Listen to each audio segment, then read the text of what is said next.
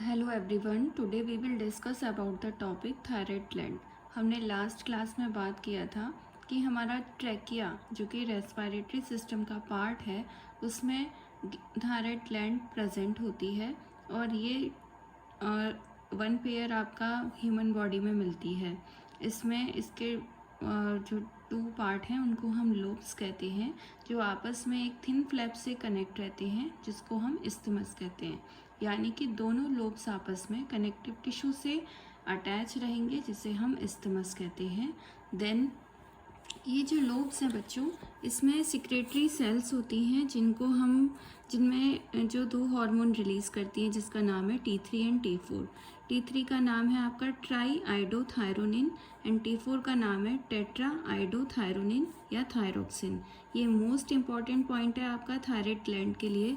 यहाँ पे इन हॉर्मोन्स के सिक्रेशन के लिए आयोडीन बहुत ज़रूरी है, इसलिए हम कहते हैं कि टाटा नमक लो जिससे आपको आयोडीन मिलेगा। अगर आयोडीन की डेफिशिएंसी होती है उसके कारण आपको हाइपोथायरॉयडिज्म या गॉइटर होता है। In the increase secretion of thyroid hormone leads to hyperthyroidism. यानी अगर आयोडीन की क्वांटिटी बढ़ जाए, अगर आयोडीन की क्वांटिटी बढ़ेगी तो थायरोक्सिन हार्मोन भी ज़्यादा बनेगा जिसके कारण आपको हाइपरथायरॉयडिज्म होगा। यानी कि अगर वो एक्सेसिव थायरोक्सिन रिलीज़ करता है तो भी दिक्कत है, अगर डिक्रीज क्वांटिटी है थायरोक्सिन हार्मोन की तो उसमें भी आपको परेशानी है। अब हम बात करते हैं इसके डायग्राम की। ये है आपका लैरिंक्स जो कि वॉइस बॉक्स है, इससे आपको बोलने में हेल्प मिलती है। ये वाला पार्ट है आपका ट्रैकिया और इसके दोनों साइड आपका थायराइड ग्लैंड प्रेजेंट है। इस डायग्राम को अगर अपन पलट देते हैं तो पीछे से ये हमें इस तरह का दिखाई देता है। ये दोनों थायराइड ग्लैंड के लोब्स हैं और आपस में ये एक thin flap like connective tissue से अटैच है जिसको हम इस्थिमस कहते हैं। देन फिर हम बात करते हैं इसके फंक्शन की। थायराइड ग्लैंड आपके बेसल मेटाबॉलिक रेट को रेगुलेट करने में हेल्प करता है। ये हार्मोन जो है ये आपकी आरबीसी के फॉर्मेशन के लिए भी रिस्पॉन्सिबल है। ये आपकी बॉडी में कार्बोहाइड्रेट, प्रोटीन और फैट इन तीनों के मेटाबॉलिज्म को कंट्रोल करता है। ये हमारी बॉडी में वाटर एंड इलेक्ट्रोलाइट बैलेंस को भी मेंटेन करके रखता है। कौन सा हार्मोन? थायराइड के जो हार्मोन्स हैं यानी कि T3 और T4 हार्मोन्स जो हैं ये हमारी बॉडी में वाटर और इलेक्ट्रोलाइट बैलेंस को मेंटेन करके रखेगा। फिर हम बात करते हैं थायराइड ग्लैंड एक प्रोटीन भी सिक्रेट करती है जो कि हमारे ब्लड कैल्शियम लेवल को मेंटेन करता है। अभी सबसे पहले आपका इसमें इम्पॉर्टेंट पॉइंट क्या है कि थायराइड ग्लैंड 2 हार्मोन रिलीज़ करती है जिनका नाम है T3 एंड T4 और इनका पूरा नाम भी आपको याद रखना है, जैसे try iodothyronine and tetra iodothyronine या थायरोक्सिन। फिर हम बात करते हैं थायराइड ग्लैंड जो है ये आपका BMR में इम्पॉर्टेंट रोल प्ले करता है, आरबीसी के फॉर्मेशन के लिए रिस्पॉन्सिबल है। ये आपकी बॉडी में कार्बोहाइड्रेट, प्रोटीन एंड फैट के मेटाबॉलिज्म को कंट्रोल करेगा। ये आपकी बॉडी में वाटर और इलेक्ट्रोलाइट बैलेंस को मेंटेन करता है। थायराइड ग्लैंड आपकी बॉडी में प्रोटीन हार्मोन को रिलीज़ करती है जो आपके ब्लड कैल्शियम लेवल को मेंटेन करता है। नेक्स्ट हम बात करते हैं पैराथायराइड ग्लैंड की। ये पैराथायराइड ग्लैंड जो है ये आपका थायराइड ग्लैंड के जस्ट पीछे होती हैं और ये नंबर ऑफ पैराथायराइड ग्लैंड 4 होती हैं बच्चों, 1, 2, 3 एंड 4। ठीक है, अब हम बात करते हैं ये जो ग्लैंड है ये पैराथायराइड हार्मोन या कैल्सिटोनिन रिलीज़ करती हैं जिसके बारे में अभी हमने पॉइंट पढ़ा। ये पैराथायराइड हार्मोन जो है ये आपके ब्लड के अंदर कैल्शियम आयंस के लेवल को मेंटेन करके रखता है।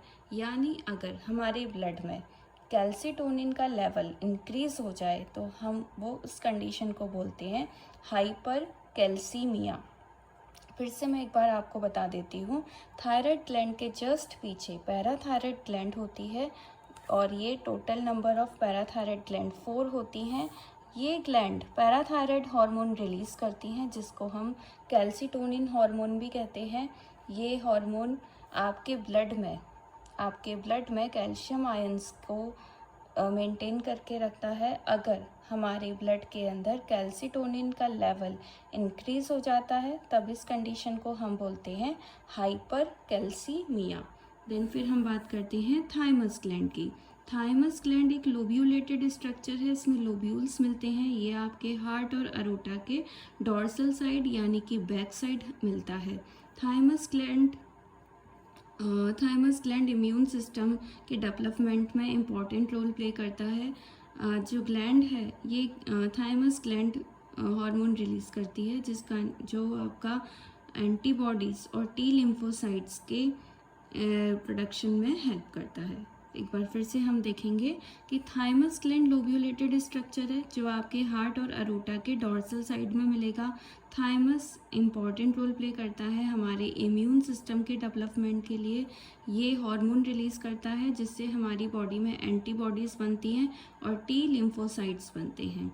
अब हम बात करते हैं एड्रीनल ग्लैंड की। एड्रीनल ग्लैंड आपकी किडनी के ऊपर कैप लाइक स्ट्रक्चर होता है जिसको हम एड्रीनल ग्लैंड कहते हैं। ये फ्लाइट एंड फाइट हार्मोन है। हमारी बॉडी में किडनी के पर 1 पेयर ऑफ एड्रीनल ग्लैंड मिलती है। इस ग्लैंड में 2 टाइप की टिश्यूज़ हैं बच्चों। सबसे पहली है आपकी adrenal medulla present in the inner side of the gland. ये हमारी एड्रीनल ग्लैंड का जो सेंटर वाला पार्ट है, जो सेंट्रल वाला पार्ट आप देख रहे हैं, इसको हम बोलते हैं मेड्यूला। और जो पेरीफेरी वाला पार्ट है जहाँ पे मैंने लाइंस बनाई हैं, इसको बोलते हैं हम कॉर्टेक्स। तो हमारी एड्रीनल ग्लैंड के 2 पार्ट्स हैं, adrenal medulla and adrenal cortex. हमें याद रखना है कि मेड्यूला मिडिल में होगा और कॉर्टेक्स पेरीफेरी पर होगा। अब ये किडनी का डायग्राम है। किडनी के ऊपर कैप लाइक स्ट्रक्चर जिसको हम बोलते हैं एड्रीनल ग्लैंड। देन हम बात करते हैं सबसे पहले एड्रीनल कॉर्टेक्स की, जो एड्रीनल ग्लैंड के आउटर साइड में हमें मिलता है। ये बच्चों कॉर्टिकॉइड हार्मोन रिलीज़ करता है। अब इनका फंक्शन क्या है? इनका फंक्शन ये लिखा है, सबसे पहला है ग्लूकोकॉर्टिकॉइड। ये आपके कार्बोहाइड्रेट के मेटाबॉलिज्म के लिए रिस्पॉन्सिबल है। Cortisol is the main glucocorticoid. यानी देखो ग्लूकोकॉर्टिकॉइड यानी ग्लूको, जी से ग्लूकोज, और ग्लूकोज क्या है बच्चों? कार्बोहाइड्रेट। तो they are involve in carbohydrate metabolism. ऐसे आपको रिलेट करके लर्न करना है। और कॉर्टिसोल जो है ये ग्लूकोकॉर्टिकॉइड में सबसे मेन कंपोनेंट है। फिर हम बात करते हैं कि कॉर्टिसोल आपके कार्डियोवैस्कुलर सिस्टम को मेंटेन रखता है और किडनी के फंक्शन को भी मेंटेन रखेगा। यानी आपका जो हार्ट है वो फंक्शन सही से कर रहा है या नहीं, उसको मेंटेन करने का काम कॉर्टिसोल करता है, जो किडनी के ऊपर एड्रीनल ग्लैंड से रिलीज़ होता है, उसमें भी एड्रीनल कॉर्टेक्स से रिलीज़ होता है। देन फिर कॉर्टिसोल बच्चों एंटी इन्फ्लेमेटरी रिएक्शंस करता है और आपके इम्यून रिस्पॉन्स को सप्रेस कर देता है, यानी कि वीक बना देता है। Cortisol stimulate the RBC production. हमारी बॉडी के अंदर आरबीसी प्रोडक्शन को स्टिम्युलेट करने का काम कॉर्टिसोल करता है। फिर हम बात करते हैं, ये जो आपको सेंटर पोर्शन दिख रहा है जिसको हम मेड्यूला कहते हैं, इसकी हम बात करते हैं। एड्रीनल मेड्यूला 2 टाइप के हार्मोन रिलीज़ करता है जिसका नाम है एड्रीनलिन और नॉर एड्रीनलिन। बच्चों इनका सिनोनिम भी है, इसका सिनोनिम है एपिनेफ्रिन और नॉर एड्रीनलिन का सिनोनिम है नॉर एपिनेफ्रिन। अब बच्चों ये दोनों एक दूसरे के एंटागोनिस्ट हैं, यानी कि इमरजेंसी हार्मोन है। फ्लाइट एंड फाइट कंडीशन में ये रिलीज़ होते हैं। अगर एड्रीनलिन रिलीज़ होगा जस्ट उसके बाद नॉर एड्रीनलिन रिलीज़ होगा। इसलिए हम बोल सकते हैं कि ये दोनों एक दूसरे के क्या हैं? Antagonist hormone. इसीलिए हम इनको कैटेचोलामाइंस भी कहते हैं। फिर हम बात करते हैं नेक्स्ट ग्लैंड की।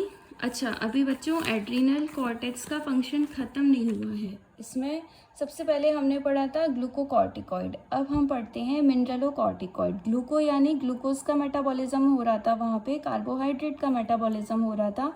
अब यहाँ पर बच्चों वाटर और इलेक्ट्रोलाइट्स के बैलेंस को मेंटेन करने का काम कौन सा हार्मोन करता है? मिनरलोकॉर्टिकॉइड। फॉर एग्जाम्पल है इसका एल्डोस्टेरॉन। एल्डोस्टेरॉन आपकी बॉडी के अंदर electrolytes, body fluid volume, osmotic pressure और ब्लड प्रेशर को मेंटेन करने का काम करता है।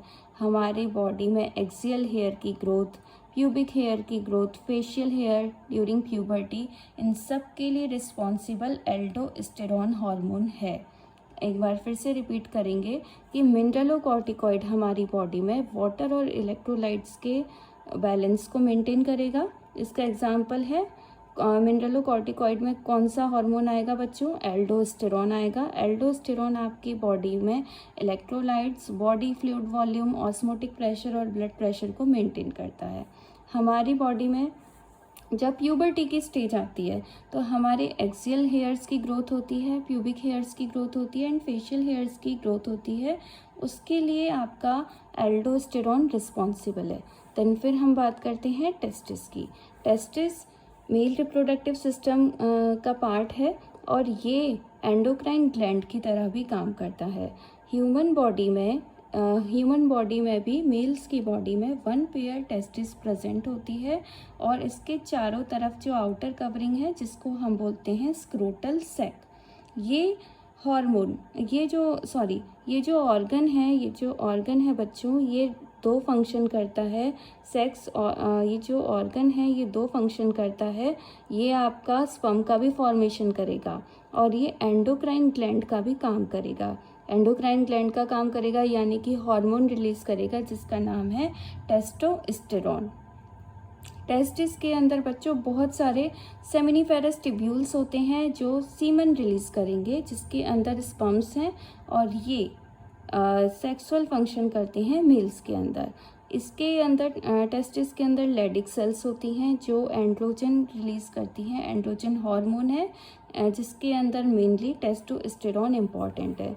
फिर से मैं आपके सामने रिपीट करना चाहती हूँ। टेस्टिस मेल्स के अंदर 1 पेयर मिलता है। इसके चारों तरफ स्क्रोटल सैक की कवरिंग होती है। ये 2 फंक्शन करता है।